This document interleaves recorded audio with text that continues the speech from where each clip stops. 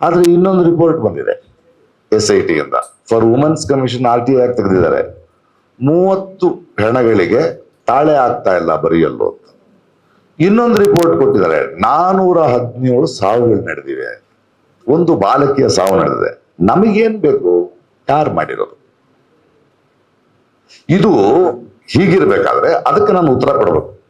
ಈ ಎರಡನೇ ಪ್ರಶ್ನೆಗಳಿದೆಯಲ್ಲ, ಬುರುಡೆ ಗ್ಯಾಂಗು, ಇದು ಏನು ಉದ್ದೇಶದಿಂದ ಹಿಂಗೆ ನೀವು ಆಂಟಿ ಹಿಂದೂ ಅಂತೀರಿ ಅಂತ ನನಗೆ ಗೊತ್ತಿಲ್ಲ. ಸತ್ತಿರೋದು ನಮ್ಮ ಹಿಂದೂ ಹೆಣ್ಮಕ್ಳೇ. ನಾವು ಅದನ್ನ ಕಂಡು ಹಿಡಿಬೇಕಾ? ಈ ಪ್ರಶ್ನೆ ಕೇಳಿದವನು ಆಂಟಿ ಹಿಂದೂ ಅನ್ಬೇಕಾ? ಇಲ್ಲಿ ಧರ್ಮ ಏನ್ ಬಂತು? ಒಬ್ಬರು ಬರೀತಾರೆ, ಪ್ರಕಾಶ್ ರೈ ಅವರದು ದ್ವಂದ್ವ ಮನೋಭಾವ, ಅವರು ಧರ್ಮವನ್ನ ಒಪ್ಪಲ್ಲ, ಯಾವ ಧರ್ಮವನ್ನ ಒಪ್ಪ, ಆಗ ಅವರು ಹೆಂಡತಿ ಪೂಜೆ ಮಾಡ್ತಾರೆ ಅಂತ. ಅವ್ರು ಹೇಳಬೇಕು ದ್ವಂದ್ವ ಅದಲ್ಲ. ನನಗೆ ನಂಬಿಕೆ ಇಲ್ದಿದ್ರು ನನ್ನ ಹೆಂಡತಿ ನಂಬಿಕೆ ಮೇಲೆ ನಂಗೆ ನಂಬಿಕೆ ಇದೆ, ಅವ್ರನ್ನ ಗೌರವಿಸ್ತೀನಿ.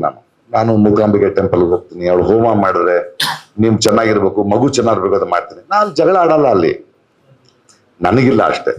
ಶಿರಡಿಗೆ ಹೋಗ್ತೀನಿ, ನನ್ನ ಗೆಳೆಯರಿದ್ದಾರೆ ದಕ್ಷಿಣ ಕನ್ನಡದಲ್ಲಿ, ಕೋಟ್ಯಾಧೀಶರಿದ್ದಾರೆ. ಒಬ್ರು ದೇವಸ್ಥಾನದ ಇದು ಮಾಡಿಸ್ತಾರೆ, 1 ಕೋಟಿ ರೂಪಾಯಿ ಖರ್ಚು ಮಾಡಿದ್ರು ಮೊನ್ನೆ. ಅದ್ರಲ್ಲಿ ಅವ್ರಿಗೆ ಮನಶಾಂತಿ ಇದೆ. ನನಗ 1 ಕೋಟಿ ರೂಪಾಯಿನ ರಂಗಭೂಮಿ, ಕೆಲವರು ಫೀಸು, ಕೆಲವರು ಮನೆ ಕಟ್ಟೋದಕ್ಕೆ ಯೂಸ್ ಮಾಡ್ತೀನಿ. ಅದ್ರಲ್ಲಿ ನನಗೆ ಮನಶಾಂತಿ ಇದೆ. ಅವರವರ ಭಾವಕ್ಕೆ, ಅವರವರ ಭಕ್ತಿಗೆ ಇಲ್ಲಿ ಜಗಳ ಏನ್ ಬಂತು? ಅದು ಸರಿ, ಇದು ಸರಿ. ನಾನೇನು ಹೇಳ್ತಿದ್ದೀನಿ ಅಂದ್ರೆ, ಚಿನ್ನಯ್ಯನ ಹೇಳಿಕೆ ಏನು ನಿಜ ನಿಮ್ಗೆ ಹೇಳಿದ್ದೀನಿ. ಬಟ್ ಈ ತಿರುಚೋ ಮಾಧ್ಯಮಗಳಿದೆಯಲ್ಲ, ಬುರುಡೆ, ಇವನು, ದ್ವಂದ್ವಾರ್ಥ, ಅದಕ್ಕೂ ಇದಕ್ಕೂ ಏನು ಸಂಬಂಧ? ಡಿಮಾನಿಟೈಸೇಷನ್ ಬಗ್ಗೆ ಕೇಳಿದ್ರೆ ಆಂಟಿ ಹಿಂದೂ ಅಂತಾರೆ. ಯಾಕ್ರಿ ಡಿಲಿಮಿಟೇಷನ್ ಅಂದ್ರೆ ಆಂಟಿ ಹಿಂದೂ ಅಂತಾರೆ. ಪೆಟ್ರೋಲ್ ಬೆಲೆ ಜಾಸ್ತಿ ಆಯ್ತು ಸರ್ಕಾರಗಳು ಹೆಂಗ್ ಹೇಳ್ತಾರೆ? ಯಾಕಿದು? ಅಂದ್ರೆ ನಾನು ಒಂದು ಸರ್ಕಾರವನ್ನ ಪ್ರಶ್ನೆ ಮಾಡ್ತಿದ್ದೀನಿ ಅಂತನಾ? ಹಿಂದೂ ಧರ್ಮ ಎಲ್ರಿಗೂ ರೀ, ನಮಗೇನ್ರಿ ಬೇಕು? ನಮಗಿಲ್ಲ. ನಾನು ದೇವಸ್ಥಾನಕ್ಕೆ ಹೋಗಲ್ಲ, ನನಗೆ ದೇವ್ರ ಬಗ್ಗೆ, ನನಗೆ ಮನುಷ್ಯರು ಮುಖ್ಯ. ಕಷ್ಟ ಅಂದ್ರೆ ಇನ್ನೊಬ್ಬ ಮನುಷ್ಯ ಆಗ್ತಾನೆ ಅಂತ ನಾನು ಹೆಂಡ್ತಿನಂತಾರೆ, ಗೆಳೆಯರ್ನಂತಾರೆ. ಬಟ್ ನೀವು ಇದನ್ನ ಪ್ರಕಾಶ್ ಹೀಗೆ ಯಾಕೆ ಯೋಚನೆ ಮಾಡ್ತೀರಿ? ಹೀಗೆ ಯಾಕೆ ಬಿಂಬಿಸಲು ಪ್ರಯತ್ನ ಮಾಡ್ತೀರಿ? ಭಾರತೀಯ ಜನತಾ ಪಾರ್ಟಿ ಅಂತ ಒಂದು ಪಕ್ಷ ಇದ್ರೆ ಅದೊಂದು ಪೊಲಿಟಿಕಲ್ ಪಕ್ಷ ಅಷ್ಟೇ. ಅದ್ರಲ್ಲಿ ಬರೀ ಅದನ್ನ ಪ್ರಶ್ನಿಸಿದ್ರೆ ಆಂಟಿ ಹಿಂದೂ ಅಂದ್ಬಿಟ್ಟು ಧರ್ಮಸ್ಥಳ ಯಾಕೆ? 1 ನಿಮಿಷ, ಅವ್ರು ಧರ್ಮಸ್ಥಳಕ್ಕೆ ಯಾಕೆ ತರ್ತಿದ್ದಾರೆ? ನಾನು ಚಿನ್ನಯ್ಯನ ಹೇಳಿಕೆ ಧರ್ಮಸ್ಥಳಕ್ಕೆ ಅಪಪ್ರಚಾರ ಮಾಡಲು 200 ಕೋಟಿ ರೂಪಾಯಿ ನಾನು ಎಲ್ಲಿ ತಗೊಳ್ಳಿ? ಅಪಪ್ರಚಾರ ಮಾಡ್ಲಿಕ್ಕೆ ಪ್ರಕಾಶ್ ರೈ ಇದ್ದಾನೆ ಅಂದ್ರೆ ಯಾಕೆ ಹೇಳ್ತೀರಿ ಅದನ್ನ? ಅವನ್ ಸ್ಟೇಟ್ಮೆಂಟ್ ಕೊಟ್ಟಿದ್ದಾನೆ, ಉತ್ತರ ಕೊಟ್ಟಿದ್ದೀವಿ, ಇನ್ನೂ ಗೊತ್ತಿಲ್ಲ, ಕೋರ್ಟ್ ನಲ್ಲಿದೆ. ನಾವೇನು ಯೋಚನೆ ಮಾಡ್ಬೇಕು?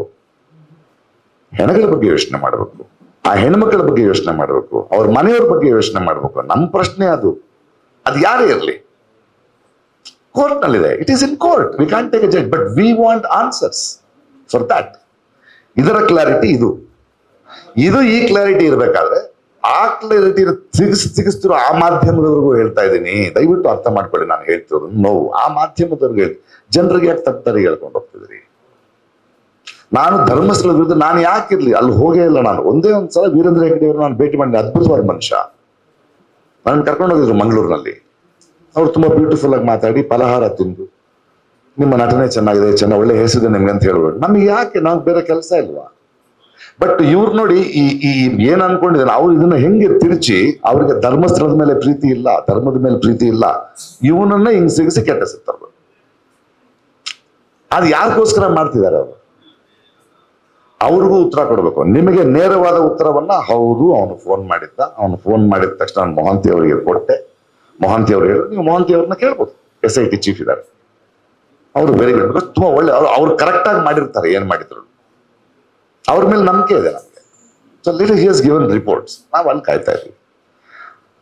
ಇದನ್ನ ನೇರವಾಗಿ ಕೇಳಿದ ಮಾಧ್ಯಮಕ್ಕೆ ಈ ಉತ್ತರ, ಮತ್ತು ತಿರುಚಿ ಬೇರೆ ಉದ್ದೇಶಕ್ಕೆ, ಅವರಿಗೆ ಧರ್ಮ ಬೇಕಾಗಿಲ್ಲ, ಇನ್ನೊಂದು ಬೇಕಾಗಿಲ್ಲ, ಧರ್ಮಸ್ಥಳ ಬೇಕಾಗಿಲ್ಲ, ಅಲ್ಲಿಗೆ ಬೇಕಾಗಿರೋ ಅನ್ಯಾಯ ಆಗಿರೋದಕ್ಕೆ ನ್ಯಾಯ ಬೇಕಾಗಿಲ್ಲ. ಅವರು ಇದನ್ನ ನನ್ನ ಎಳ್ಕೊಂಡ್ ಬಂದು ಚಿನ್ನಯ್ಯ, ಮಟ್ಟಣ್ಣನವರು, ಇವರೆಲ್ಲ ಒಂದು ಬುರುಡೆ ಗ್ಯಾಂಗು, ಇವ್ರು 200 ಕೋಟಿ ತಗೊಂಡಿದ್ದಾರೆ. 200 ಕೋಟಿ ಎಣಸಕ್ ಬರುತ್ತೇನ್ರಿ? ಯಾಕಂದ್ರೆ ಇವರೇ ಕೆಲವು ತಿಂಗಳ ಹಿಂದೆ, ಲಾಸ್ಟ್ ಇಯರ್ 100 ಕೋಟಿ ಪೊನ್ಸಿ ಸ್ಕ್ಯಾಮ್ ನಲ್ಲಿ ಪ್ರಕಾಶ್ ರೈ ಯಾವುದೋ ಒಂದು ಆಡ್ ಮಾಡಿದ್ದಕ್ಕೆ ED ಬಂದ್ರು, 13 ಗಂಟೆ ಕೂತ್ರು, 10 ವರ್ಷದ ಅಕೌಂಟ್ ನೋಡಿದ್ರು, ಏನೂ ಇಲ್ಲ ಅಂತ ಹೋದ್ರು. ಬರೆಯಲ್ಲ, ED ಒಂದು ಅರೆಸ್ಟು, ನಾಳೆನೆ ಅರೆಸ್ಟು. ಅದಾದ ತಕ್ಷಣ ಬೆಟ್ಟಿಂಗ್ ಆಪ್ ಸ್ಕ್ಯಾಮ್ ನಲ್ಲಿ ಪ್ರಕಾಶ್ ರೈ ಹೋದೆ. ಏನ್ ಸ್ವಾಮಿ, ಎಲ್ಲಿದೆ ಹೇಳಿ, ಮಾಡಿ ತೋರಿಸಿ. ಮನಿ ಟ್ರಯಲ್ ತೋರಿಸಿ ಏನು ಇಲ್ವಲ್ಲ, ಅಲ್ಲ ಕಂಪ್ಲೇಂಟ್ ಕೊಟ್ಟಿದ್ರೆ ಕರೆದಿದ್ವಿ, ಸರಿ ಕರೆದಿದ್ದಾರೆ ಅಂತ ಅಂದ್ರೆ 100 ಕೋಟಿ 150 ಕೋಟಿ ಈಗ 200 ಕೋಟಿ. ನನಗೆ ಅಭ್ಯಾಸ ಆಗ್ಬಿಡುತ್ತೆ, ನೆಕ್ಸ್ಟ್ ಟೈಮ್ ನಾ 500-600 ಕೋಟಿ ಮಾಡಿ ಅಂತ ಅಷ್ಟ ಆಗ್ತದೆ ಅಲ್ವಾ. ಸೊ ನಾವು ದೇಶದಲ್ಲಿ ನಾವು ಪ್ರಜೆಗಳು ಪ್ರಶ್ನೆ ಕೇಳ್ತಾನೆ ಇರ್ಬೇಕು. ಯಾಕಂದ್ರೆ ನಮ್ಮ ಸರ್ಕಾರ, ನಮ್ಮ ಹಣ, ನಮ್ಮ ಮಕ್ಕಳಿಗೆ ಅನ್ಯಾಯ ಆಗ್ತಾ ಇದೆ ಅಂದಾಗ ಆ ಕೇಳೋರ್ನು ನೀವು ಹಿಂಗ್ ತಿರ್ಕೊಂಡು ಅದರಿಂದ ರಾಜಕೀಯ ದುರುದ್ದೇಶ ಇದೆ. ನಾನು MLA ಆಗ್ಬೇಕಾಗಿಲ್ಲ, MP ಆಗ್ಬೇಕಾಗಿಲ್ಲ ಈ ದೇಶದಲ್ಲಿ. ಅಲ್ಲ, ಅದು ಅನುಭವಕ್ಕೆ ನಿಂತಿದ್ದೀನಿ. ಈಗ ಆಗ್ಬೇಕಾಗಿಲ್ಲ. ನಾನು ಸಮಾಜಕ್ಕೆ ನಾನು ಪ್ರತಿಸ್ಪಂದಿಸಬೇಕಾಗಿದೆ. ನಾವ್ ಎಲ್ಲರೂ ಪ್ರತಿಸ್ಪಂದಿಸಬೇಕಾಗ್ತದೆ. ಏನೋ ಅನ್ಯಾಯ ನಡೆದು ನೋಡ್ಕೊಂಡು ಕೂತ್ಕೊಳ್ಳಕ್ ಆಗಲ್ಲ ನಾವು, ಅಲ್ವಾ. ಸೌಜನ್ಯ ಪ್ರಕರಣದ ಬಗ್ಗೆ ಬರ್ತಿದ್ದೀರಿ ನೀವೆಲ್ಲ. ನಮಗೆ ಬೇಕಾಗಿರೋದೇನೋ ಸೌಜನ್ಯ ಯಾಕೆ ಸತ್ಲು, ಇಷ್ಟೊಂದ್ ಜನ ಯಾಕೆ ಸತ್ರು, ಅದನ್ನ ಕೇಳ್ತಾ ಇದೀವಿ. ನಾನು ಕೇಳ್ತಾ ಇದ್ದೀನಿ, ನನ್ನನ್ನ ಈ ಮಾಧ್ಯಮದಲ್ಲಿ ಎಳ್ಕೊಂಡೋಗಿ ಹಂಗ್ ಸಿಗಿಸಿ ಇವನು ಹೋದ ಅಂದ್ರೆ ನೋಡಿ, ಅದಕ್ಕೆ ಆ ಪಾರ್ಟಿ ಹೆಸರು ಹೇಳಿದ್ ನಾನು. ನಿಮಗೆ ಪಾರ್ಟಿ ಒಂದು ಪಾರ್ಟಿ ಅಷ್ಟೇ. ನಿಮ್ಮನ್ನ ಪ್ರಶ್ನಿಸಿದ್ರೆ ಧರ್ಮನ ಪ್ರಶ್ನೆ ಮಾಡಿದಂಗ ಅಲ್ಲ. ಈ ದೇಶದ ಪ್ರಧಾನಿಗಳಿದ್ದಾರೆ, ಅವರು ವಾರಣಾಸಿಯ ಪ್ರತಿನಿಧಿ. ಅವರ ಪಾರ್ಟಿಗೆ ಅವ್ರ ಮೆಜಾರಿಟಿ ಬಂದಿರೋದ್ರಿಂದ ಅವರು ಪ್ರಧಾನಮಂತ್ರಿ ಆಗಿದ್ದಾರೆ. ಆ ಪ್ರಧಾನಮಂತ್ರಿನ ಕೆಲವು ಪ್ರಶ್ನೆಗಳನ್ನು ನಾನು ಕೇಳಿದ್ರೆ ಅದು ಧರ್ಮವನ್ನು ಪ್ರಶ್ನಿಸಿದ್ದಲ್ಲ, ಅಲ್ವಾ. ನಾನು ಕೇಳ್ಬೇಕು, ಡಿಮಾನಿಟೈಸೇಷನ್ ಹರ್ಟ್ ಆಗ್ತಾ ಇದೆ, ಕೇಳ್ಬೇಕು. ಅದನ್ನ ಈ ತಿರ್ಚೋರು ಇದಾರಲ್ಲ ಅವ್ರಿಗೂ ಉತ್ತರ ಕೊಡ್ತಾ ಇದು ನನ್ನ ಕ್ಲಾರಿಟಿ.